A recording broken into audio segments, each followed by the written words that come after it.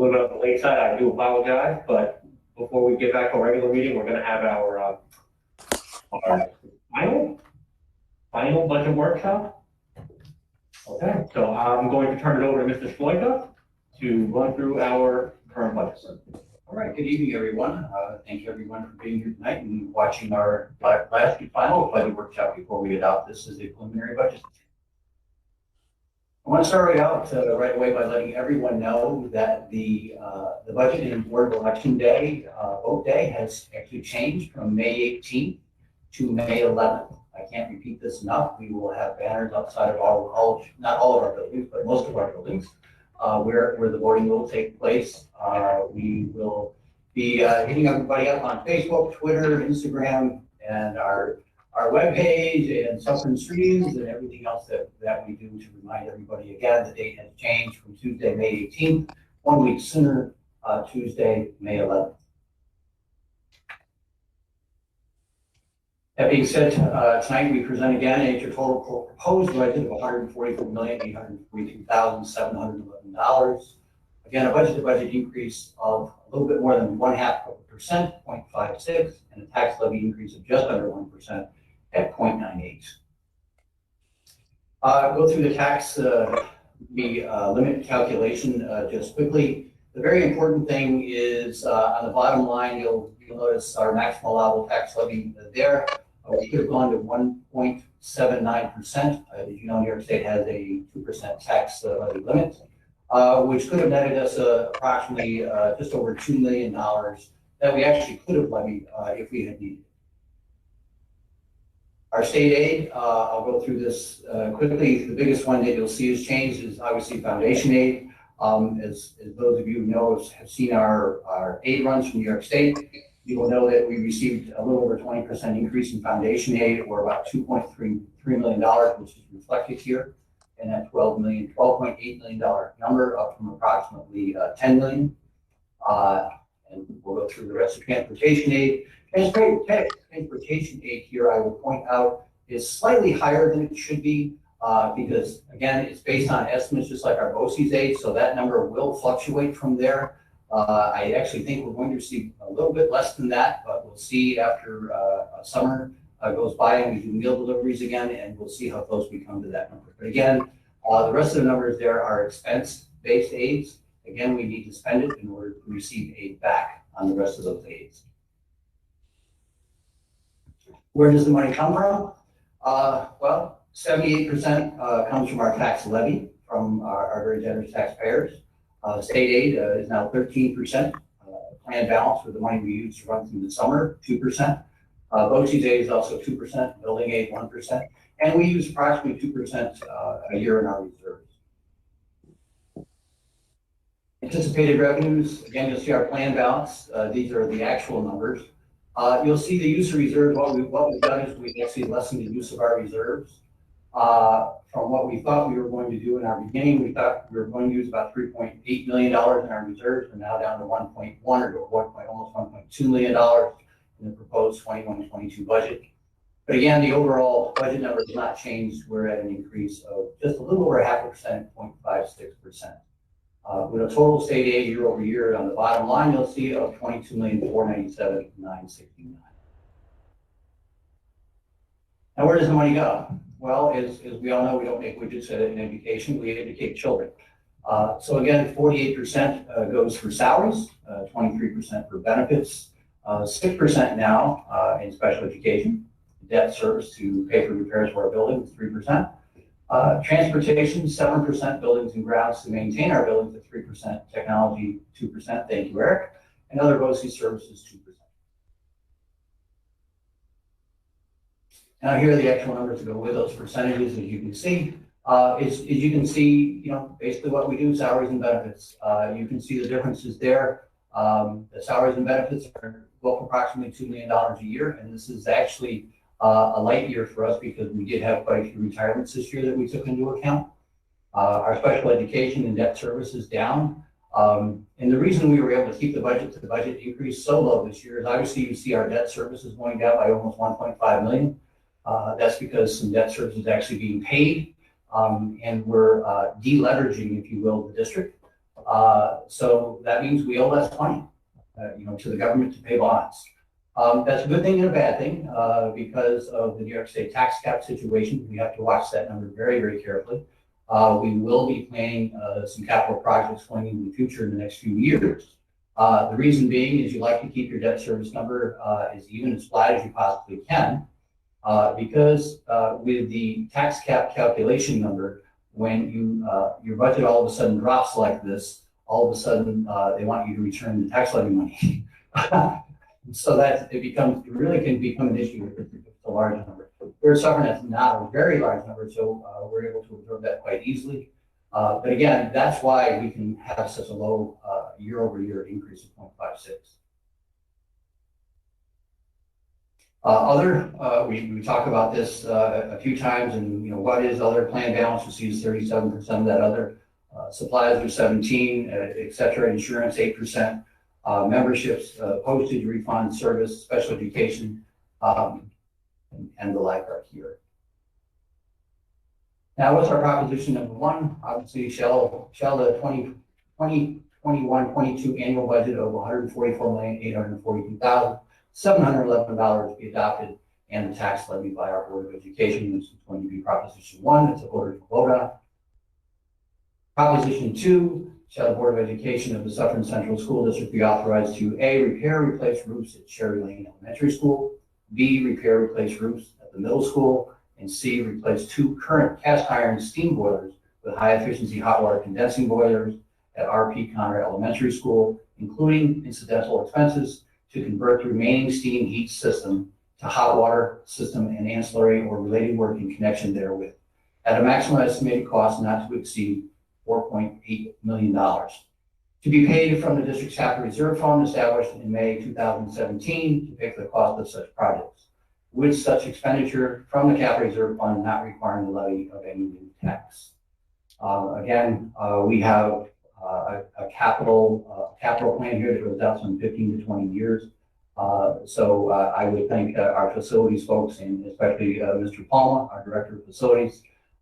He takes very good care of our buildings, and we keep those reserves up the way we should, so we can fund these with minimal impact on our tax levy.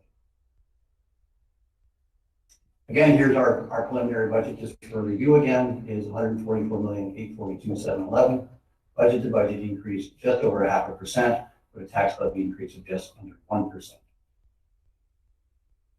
Again, I will remind everyone, once again, I can't say this often enough.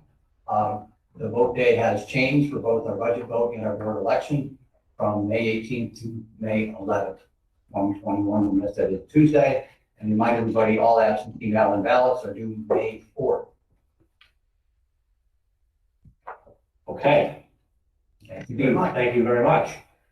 Questions? Any questions for Mr. Swope about the budget? I have a question, Matt. Yep. Mr. Schloika, with the increase in foundation aid, what is the plan for our usage of that money? What we've done with that is we've actually, I'll go back in the budget, if you will, and repeat one more time. If I can just go back to that slide for you, we'll review. There we go. In our first budget, before this actually happened, in our last review, the use of other reserves was approximately almost $3.8 million. And what we did is we took that money and said, okay, let's take it and not use so much of our reserve to fund this budget. Because again, the use of reserves are one-shot revenues. And so what this helps us to do is to create a much more structurally balanced budget. And what I mean by that, I'll define my terms by structurally balanced budget, is that we like reoccurring revenues to cover reoccurring expenditures. And as I had mentioned, our reoccurring expenditures here are mainly payroll. Payroll and benefits is what we do. We pay people to teach.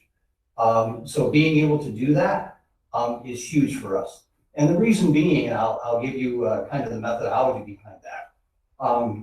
Quite simply is here in Suffern, we like continuity. We like stability, and one-shots, again, should be used for one-shot expenses.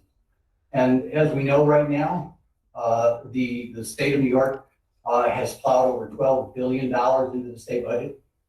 Although they've given us a great increase, and we're very happy that they've done that, and give us about a 20% increase. The problem is no one knows if that's sustainable. And by the end of this month, they're supposed to come out with a 5-year plan.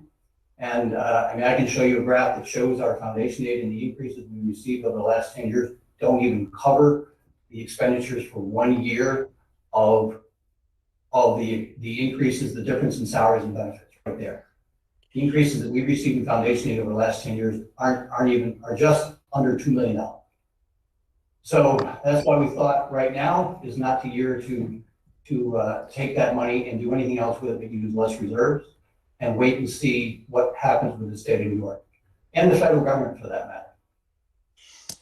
Right. So that I think we can all agree, based on past history and recent history, that this is a one-shot deal. So I guess my question to you is, you said you were going to use less reserves, but is there any capital plans or any other things that we are sort of earmarking this money for? Well, currently what this will allow us to do is to not use so many of our other reserves, so we will have more money to be able to do other things.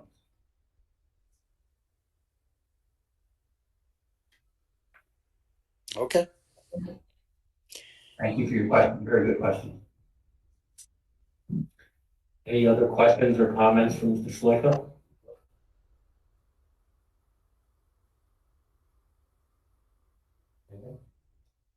I would, obviously, we would like the tax. I mean, it's at 0.98, which is great. It's under 1%. It would be great if we could get it down to, let's say, 0.5%. But how much? What would that take, Steve, if we were to drop it down another 0.5%? Well, again, you can see that we would take it from reserves, obviously. Let me just show you right now. Obviously, we're basically at 1% at 1.1 million. Right. So it'd be about 550,000 is what it would do. But again, I caution you, because every dollar that we leave on the table is one that you'll never see again. Yeah. Okay, thank you. You're very welcome. Okay. Anybody on the virtual side? I'm good. Thank you, Steve. Nice presentation. Thank you very much. All right. Steve, thank you very much. You're very welcome. Thank you.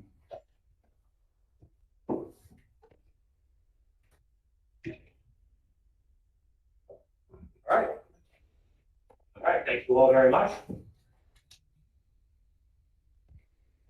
At this time, we will recall to order the meeting of the Suffern Central School District Board of Education for Tuesday, April 20th, 2021. Let the record reflect all board members are currently present, either virtually or in person. Time is 7:45 p.m. Please rise to the pledge. Pledge allegiance to the flag of the United States of America, to the republic which stands one nation under God, indivisible, with liberty and justice for all. Okay. 1.07, student reports. Hi everyone. So I'm just going to go through a few announcements that we have.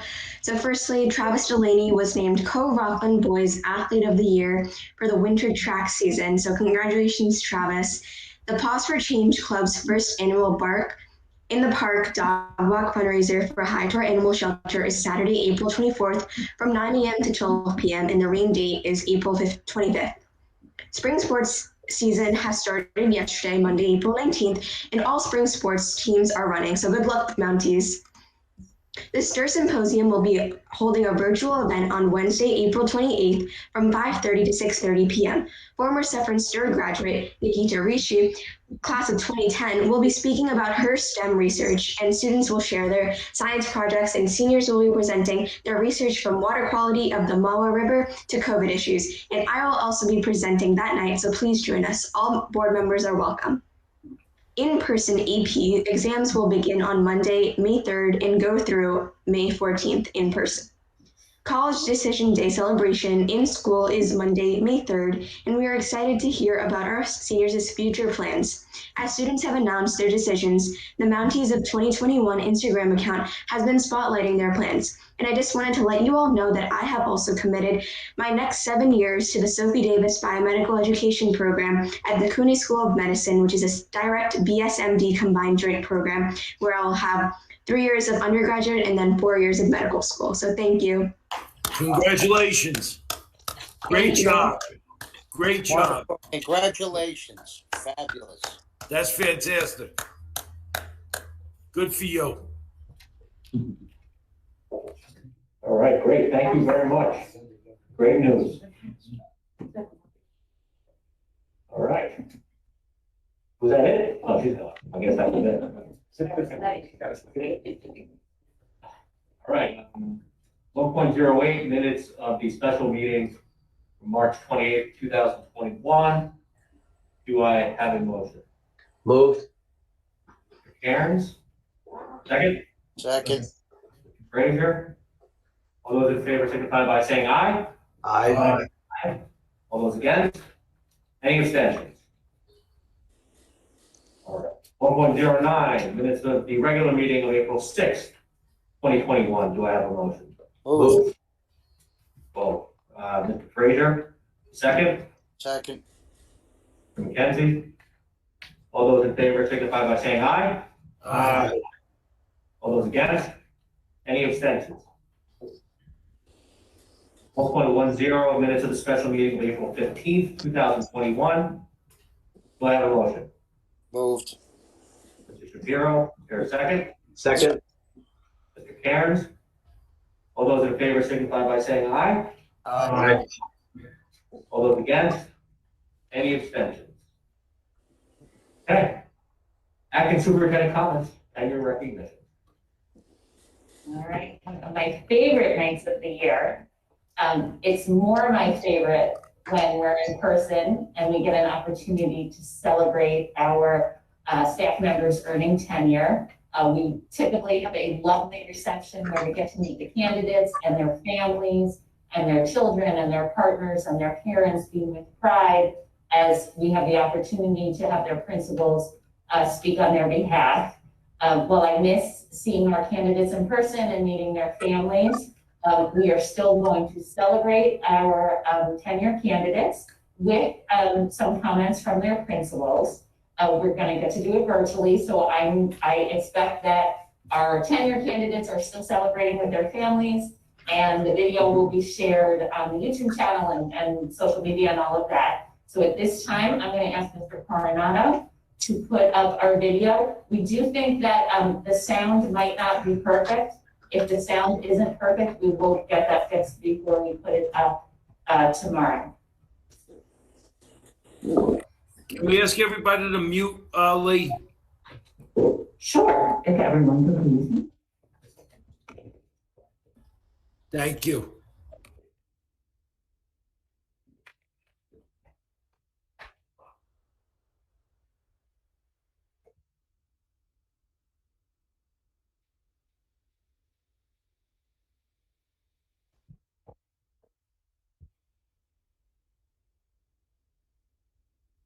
Good evening. I am Angela Aguilar, the principal at Cherry Lane Elementary. Mrs. Weber, members of the Board of Education, I'm pleased to present to you Megan Byrne Donahue as a candidate for tenure for the 2020-21 school year. Megan received her bachelor's degree in childhood education and students with disability from St. Thomas Aquinas College, and then also received her master's in child literacy from STAT. Shortly after, in 2013, she started as a one-to-one aide in 2013 at Jesse Kaplan, and then started teaching first grade at Hilltop, And then soon enough, in 2016, she started working with middle schoolers, 6th, 7th, and 8th grade. We were lucky enough to have Megan join our Terry Lane family in 2018, when she started a new section to our fairly new program called Early and Primary Foundations. Megan has truly helped develop this program and cares deeply for the children that we serve in both of these classrooms. She has made it her own and has brought life, humor, creativity to her classroom. She has also brought in a class pet. It is actually a bearded dragon, and the students named it Pepper Junior Valentino. Yes. Now that is a name to be proud of. She has also helped initiate the therapy dog program at Cherry Lane, which was incredibly successful, and we hope to bring back next school year. She has a lightheartedness about her that allows her to make strong connections with each of her students and families. When I asked her what she finds the most rewarding, she said to me, seeing the students learn to read because their confidence skyrockets, especially for students with disability. To watch them have a chance to succeed makes what she does worthwhile. Megan is not only a dedicated special education teacher, but she also volunteers in our community.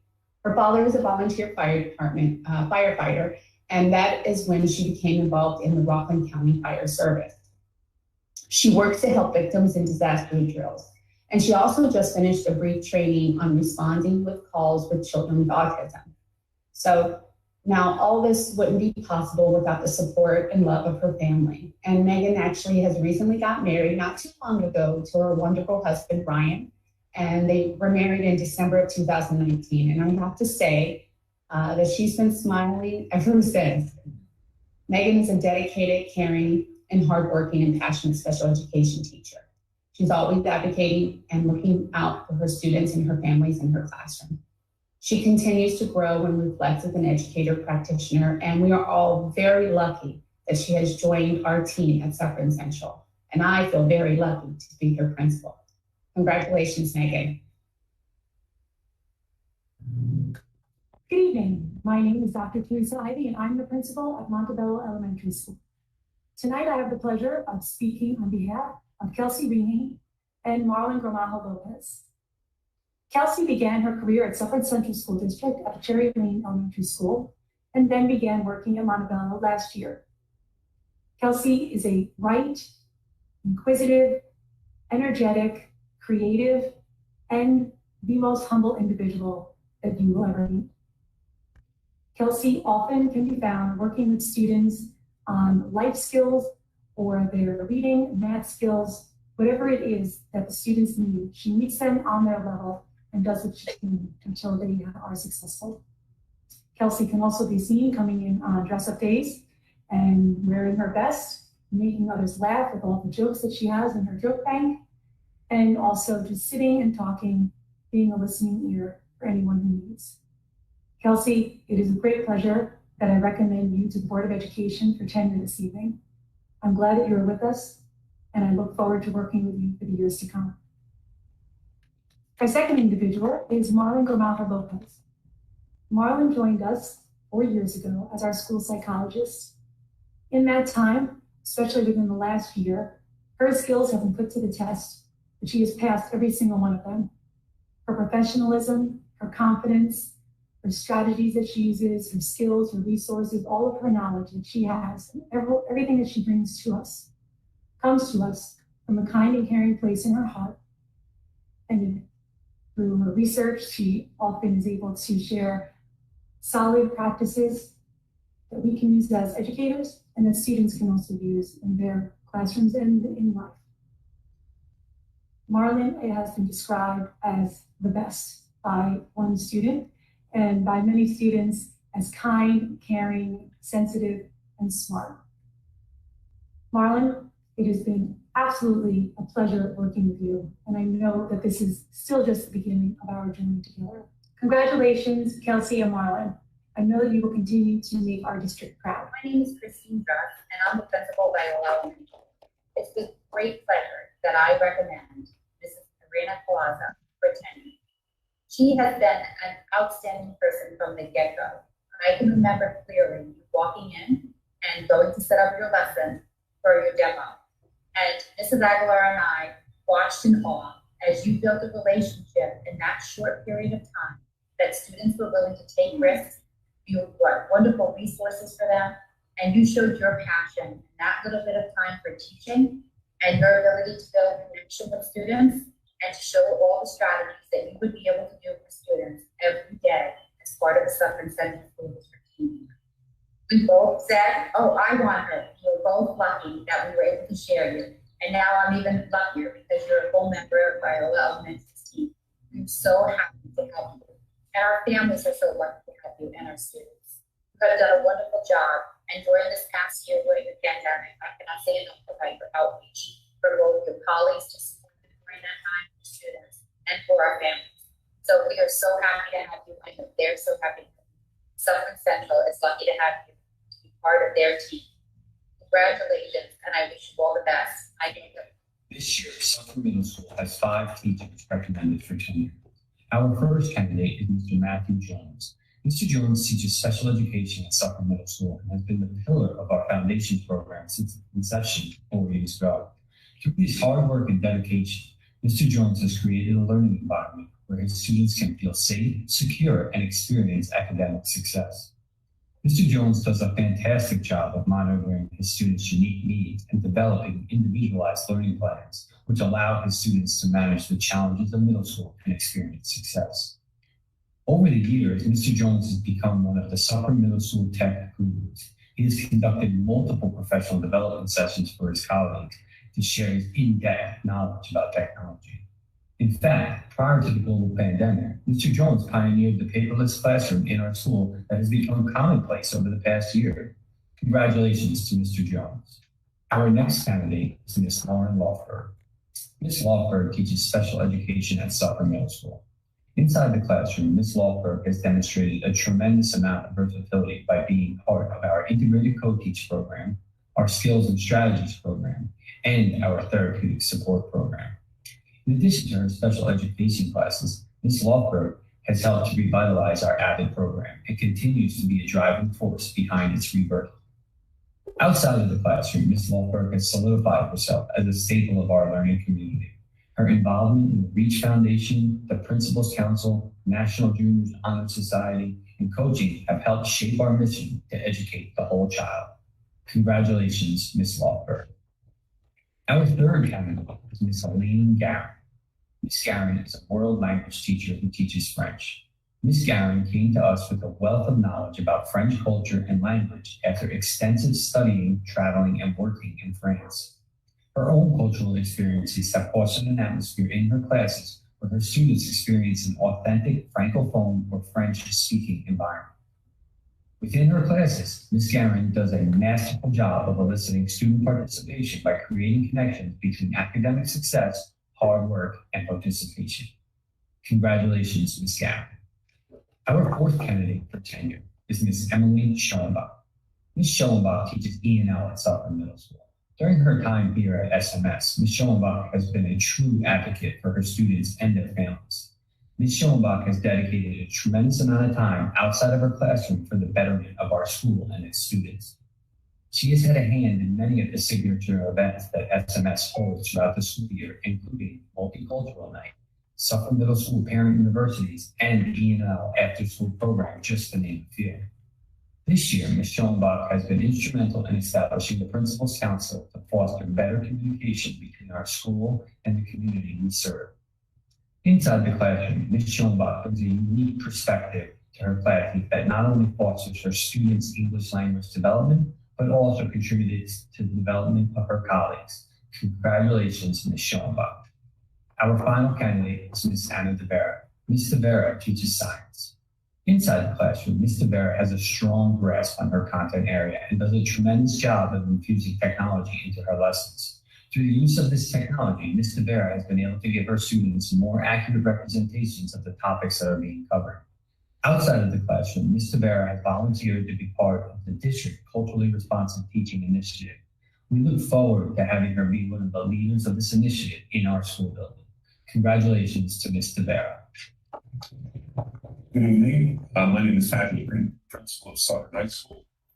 This time I'd like to congratulate all of our tenure recipients this evening And I'm actually very honored to introduce 3 faculty members from Suffern High School.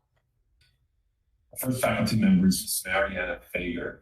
Ms. Fager has been a Spanish teacher at Suffern High School for the past 4 years. She received her undergraduate degree from SUNY Marlon in adolescent Spanish education and a minor in Latino Latin American studies. Her master's degrees are from SUNY New Paltz, one in literacy and one in English as a new language.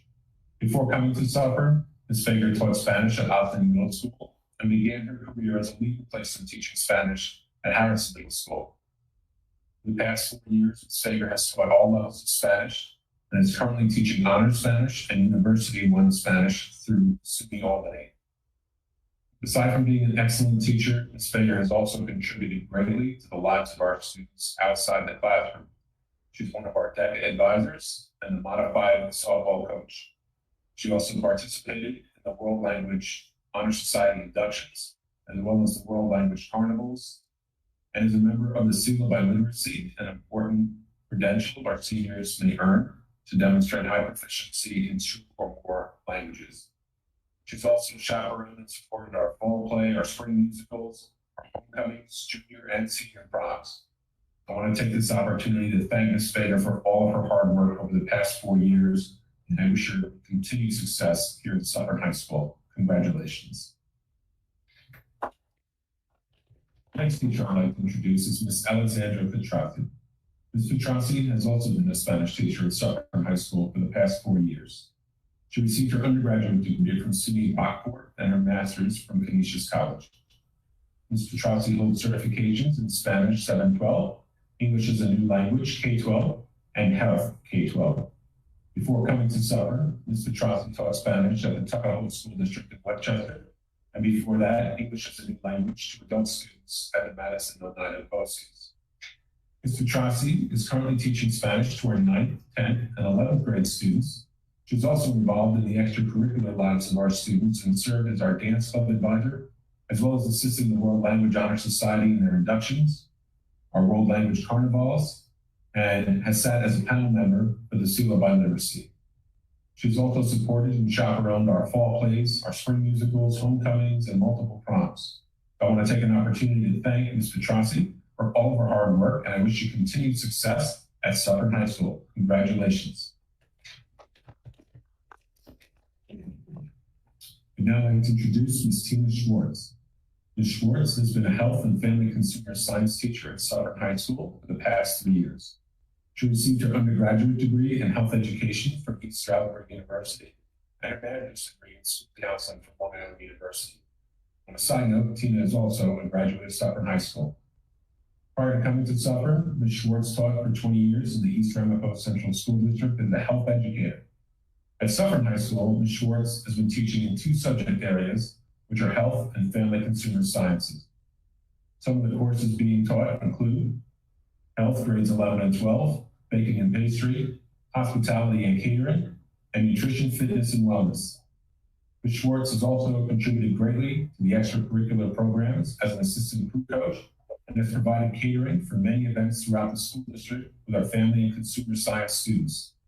She is also the co-advisor for a social emotional network, a new club formed this year that supports the mental health of Suffern High School students. I'd like to thank Ms. Schwartz for her contributions to Suffern High School over the past 3 years. We're so happy you made the move to Suffern, and I wish you continued success. Congratulations.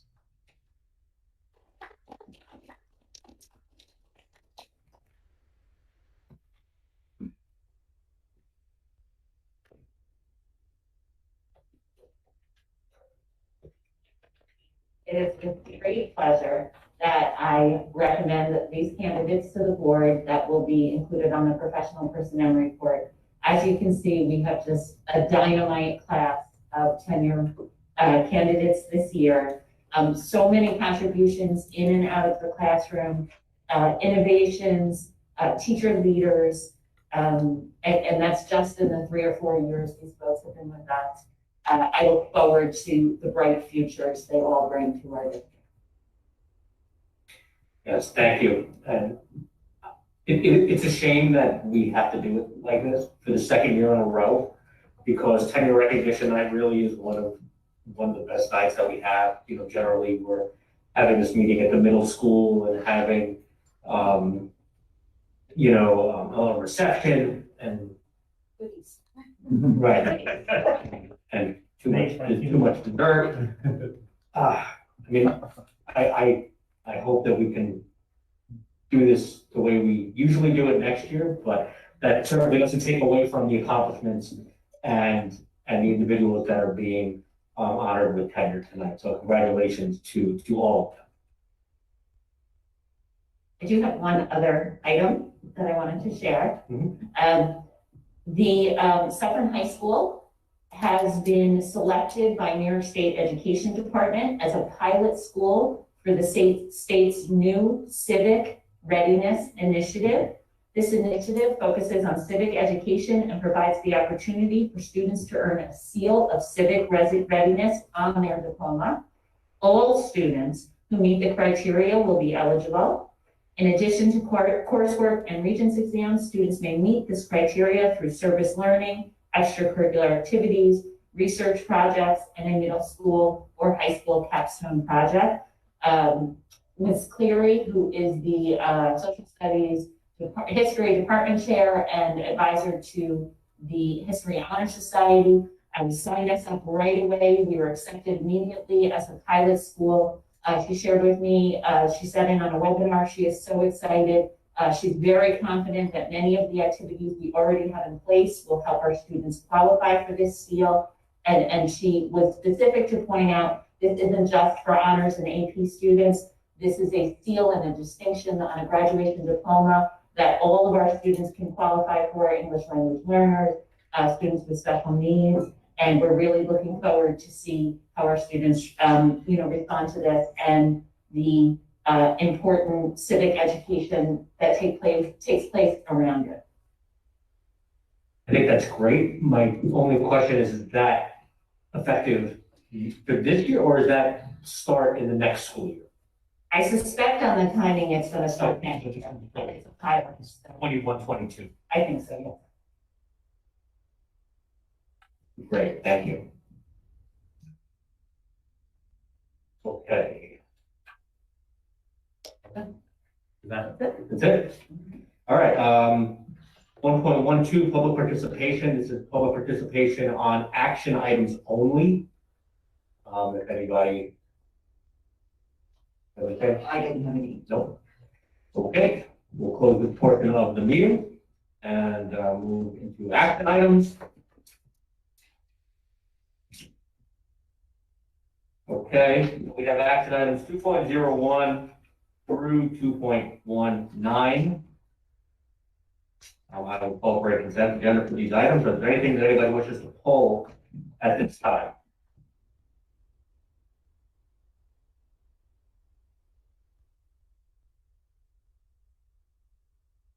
Anybody have any action items to pull? Yeah, Matt, if I could I pull, where to go now? 2.14. Okay. Any others?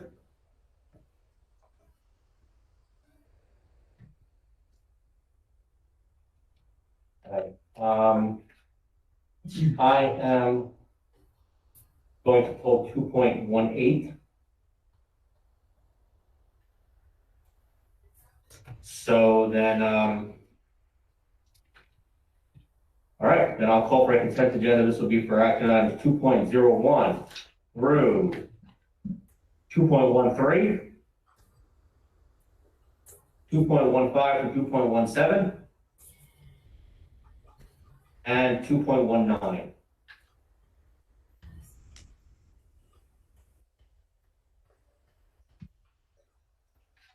Do I have a motion? Moved. Mr. McKenzie, second. Second. Mr. Frazier. All those in favor signify by saying aye. Aye. All those against? Any abstentions? Okay, 2.14. This is resolution on a new club at Suffern High School. Do I have a motion? Mr. Shapiro, second. Second. Mr. McKenzie? Discussion.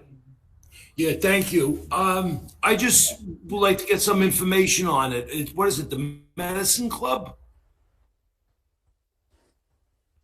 Do we have any information on that, Lee? I don't have much more than is in the attachment, but basically it's a club started by students. That is, the focus is people who want to study medicine and health in their careers. And the goal is to have, learn about different types of doctors, have guest speakers who are doctors. Dr. Nick Pun may be invited. And that some students who are interested can learn about really the wide variety of opportunities in the world of medicine. That's great. Okay, thank you. I didn't have any idea what it was about. I was just looking for clarification. And I'm sure Dr. Nick Pond will be spending a lot of time at the high school. And thank you, Dr. Nick Pond. You guys are volunteering him. Yeah. We know his hours. We know when he's available. That's right. We know the nights he works. Tuesdays, right? All right, Yeah. thank you. All right. Any other questions on this one? All right. 2.14, all those in favor signify by saying aye. Aye. Aye. All those against? Any abstentions? All right. 2.18. This is a resolution for the appointment of superintendent of schools. Do I have a motion? Moved. Mr. Shapiro, second. Second. Mr. Frazier. See, you guys on the virtual side, you guys got like a 2-second delay over it. So everybody's Put second. Carol all to work. That's all. So I felt it important to pull this item because, you know, we have gone through a lengthy search process and, you know, we're honored to be able to approve tonight a new superintendent of schools for Suffern Central. And I want to at least, you know, want to read the resolution so that, you know, the community and the public and administrators, staff, everybody can know where we're going. Be it resolved that the board hereby authorizes the president to sign an employment contract with Dr. Peter Gunderson dated April 20th, 2021, as presented to the board at this meeting, to serve as superintendent of schools for a 4-year contract term commencing on July 1st, 2021, and ending on June 30th, 2025. Copy of said contract shall be incorporated by reference within the minutes of this meeting. So, without further ado, all those in favor signify by saying aye. Aye. Aye. Those against? Abstentions? Dr. Gunderson, congratulations. Thank you very much.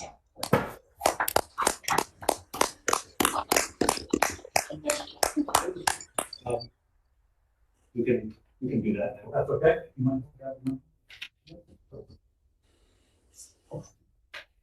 Thank you so much. Mr. Kern, the members of the Board of Education,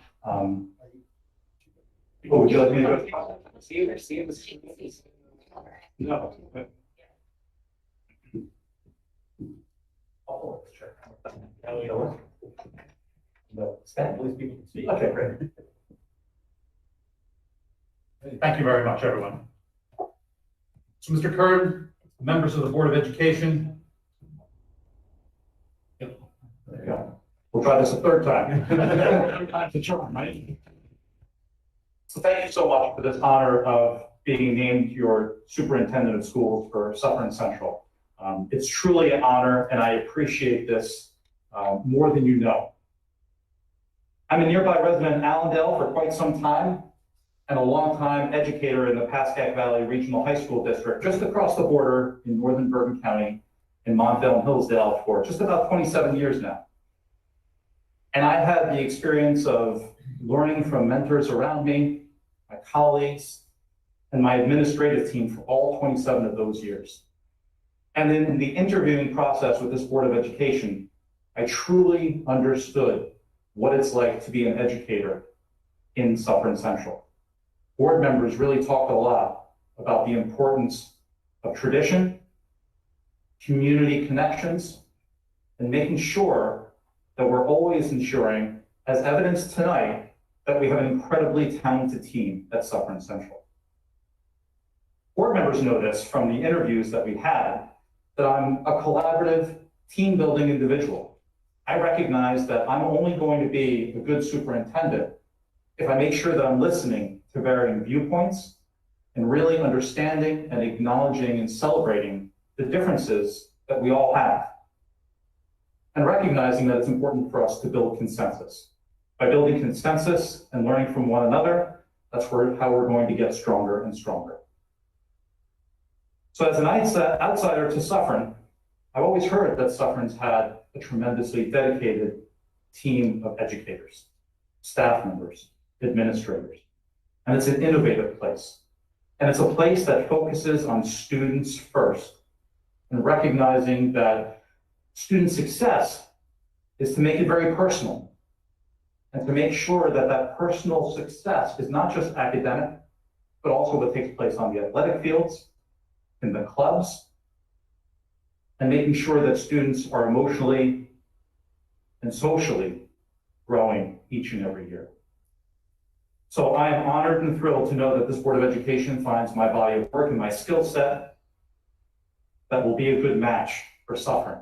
And I'm excited to join this team. Mrs. Weber has been so warm and forthcoming in the conversations that we had just yesterday, and getting to meet some members of the central administrative team. I can't wait to meet more of you, get to know the students, teachers, staff members, community members in the weeks and months and years to come. But thank you very much for this honor and this opportunity to speak to everyone, and I look forward to working with all of you. Thank you so much. Thank you very much. Thank you, Dr. Gunderson.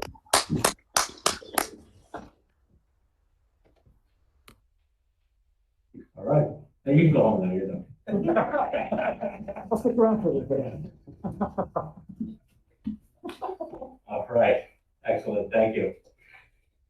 All right, no administrative reports. 4.01, information items. Return to 5 days in person learning. Yes, what we've all been waiting for. It's about time.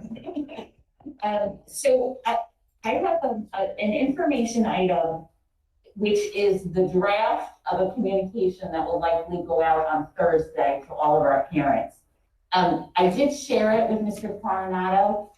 There's a lot of words. So I think it might be best if he displays it while I speak to the points a little. I do want to clarify for the community that this is still in a draft form. So the version you get on Thursday may be a little different than this version. Just kind of picking out the highlights of our return to 5 days a week of in-person learning. We'll start Monday, May 3rd. All students will either attend 5 days a week or be fully remote. There will be no more cohorts. All Wednesdays will be in person. May 19th and June 2nd will be 2-hour delays for students. Buses and schools will run on a 2-hour delay schedule. All the other Wednesdays will be in person, start at the regular time. In classes where all students are in person, there will be no more remote hybrid options. So we have that at the elementary schools. We have classes where 100% of the kids are back. General COVID-19 precautions. We will continue all of our COVID-19 precautions, particularly wearing masks at all times. All adults will maintain social distancing of at least 6 feet, and students will maintain a distance of 6 feet when possible and of at least 3 feet at all times. In our classrooms, we will arrange them so that the maximum distance possible can be maintained between students. In many classes, this will continue to be 6 feet. In some classes, particularly at the middle school and a few of our elementary classes, the distance may be less than 6 feet, but never less than 3 feet. So it'll either be 6 feet or somewhere between 3 and 6 feet, depending on the needs of the room and how many students are in the room and the size of the room. This distance between adults and students will remain 6 feet. This is all based on the guidance from the CDC and the guidance that's been adopted by the New York State Department of Health. For breakfast and lunch, a reminder that breakfast and lunch will continue to be free for all students. Students who stay remote will be able to pick up meals on Mondays and Thursdays at SMS, just as they've been doing all year. Where possible, students will maintain 6 feet of social distancing when eating. If the distance is less than 6 feet, barriers will be used. When possible, students will be encouraged to eat outside. Many schools will be utilizing additional or different spaces for lunch. Each school will be sending out specific information by the end of the week that will be specific to that building regarding lunchtime. Snack at the elementary level. Our youngsters love their little snacks to make it through the day. This does pose a little bit of a problem in those classrooms where we'll be below 6 feet. However, almost all of our elementary classrooms will remain at 6 feet of distance for students, which means our students can continue to have their snack as they always do. In the handful of classrooms where students will be closer than 6 feet, other protocols will be implemented, which may include rotating snack, moving snack to during the IE block when fewer students are in the room, or creative solutions that I'm sure our schools and teachers will come up with to address when students are eating and they're less than 6 feet apart. But remember that in most of our classrooms, we can accommodate all of our elementary students at the 6 foot distance. On our buses, all students, monitors, and bus drivers will be masked at all times. When possible, students will sit alone with a sibling or with a family member who resides in the same residence. When necessary, students may sit two students to a seat. When this is necessary, students and parents may choose to have the children double masked. With the number of families we have that have been driving their children, we don't think this is going to be necessary on all of our buses, but it will be necessary on some of our buses. So that's a parent's choice. For social and emotional supports, we recognize some children will be returning to school for the first time in 14 months. Even our students who have been in school 4 days a week, some of whom are kindergarten and first graders have been 4 days a week all year. Our elementary students have been in 4 days a week since January and February. We recognize that remote Wednesday is a little bit of a break for most people, and that the stamina our students and our staff will need to get through a 5-day week on top of the continued pressures of COVID will continue. So we have our clinical staff is on alert for welcoming students back, supporting students in their return. We will continue with our foundational social emotional learning program, the LEI, and we will provide supports through our clinical teams, school counselors, social workers, students assistance counselors, and school psychologists. When families receive this, there's a link to some resources from New York State. And of course, if you have any concerns about your child, please reach out to the classroom teacher, the clinician, the principal, whoever the adult is that you feel comfortable with. Please reach out and let us know so that we can support your child in the way they need to be supported. With respect to ventilation and filtration, we will continue to follow all CDC and New York State guidance. We'll continue to maximize our outdoor air utilization, which presently is set at 99% in our Univent systems to maintain air quality. We will also continue to maintain our systems to provide the highest level of filtration. On Monday, April 26th, we will have a Suffern Streams event live on our YouTube channel where Mr. Schleicher will join me to talk about budget. And then we will have an opportunity to speak more about 5 days a week. I encourage anyone with questions to please join us for that YouTube Live. If you'd like to send your question in advance, please send it to the reopening team at suffernCentral.org email address so that we can be prepared for your questions. Any questions from the board? Yes, Lee? Yes. I've been trying to follow the CDC recommendations, which of course, as you are well aware, They're a little bit difficult and they change so often and everything.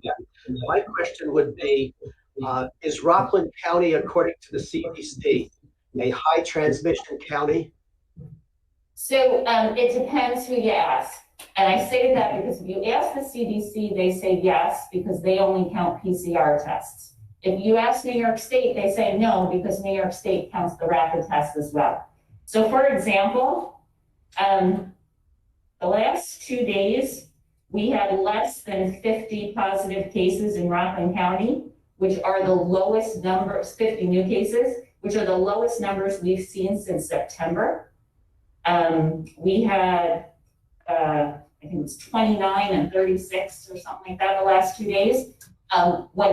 So those are the lowest rate, those are the lowest positive number of cases we've had since September. But the CDC still considers it high because of the rate of PCR tests. And so the way that helps me think about that is at this point, who's going to get tested? People who are going to get tested have symptoms. When you have symptoms, you get a PCR test. People who are vaccinated are not going for tests unless they have symptoms. People who have had COVID recently are not going for tests unless they have symptoms.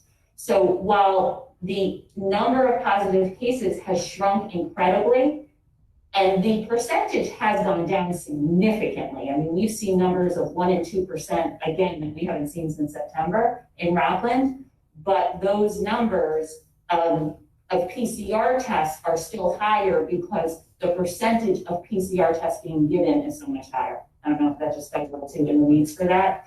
But that's why you see an inconsistency between what the CDC says and what New York State says. Does the CDC supersede the state in making the requirement? No, the state supersedes the CDC. Really?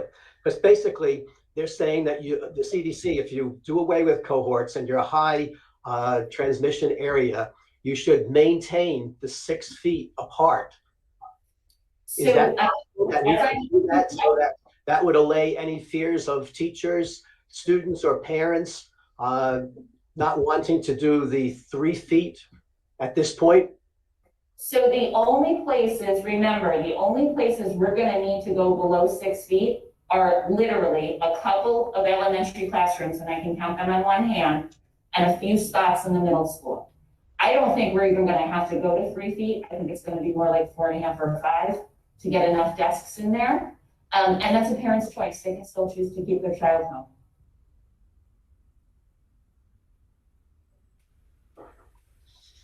Other questions? Yes. When does the board vote? Oh, that's my last thing. Right. I didn't want to change your hand. Ready to change yours? First of all, thank you for this. This was very well done and very complete. I just had a question about any changes in the quarantine protocol, any changes, with the numbers of vaccinations going up and the number of case positives going up. Has there been any change in the quarantine rules? So there has not been any change in the quarantine rules. And in several meetings last week, the Rockland County DOH was very clear with us that if we put kids closer than 6 feet together and there is a need to quarantine, those children will still need to quarantine. So if they're between 3 and 6 feet apart, they will still need to quarantine. Including the 6 feet. But in terms of kids who are vaccinated or recent infections, are those kids not still, I know it was they weren't in need of quarantining. Is that still the case? Yes, so students or staff members who've been tested positive don't need to be quarantined for 90 days. Students and staff who are vaccinated, once they're fully vaccinated, 2 weeks after their second dose or 2 weeks after their J&J, if they got one, will not have to be, at this point, it's endless. They won't have to be, I say endless, like it will take us through the end of the year. Yes. Anything else?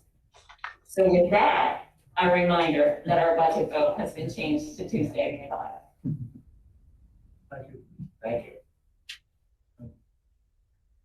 Okay,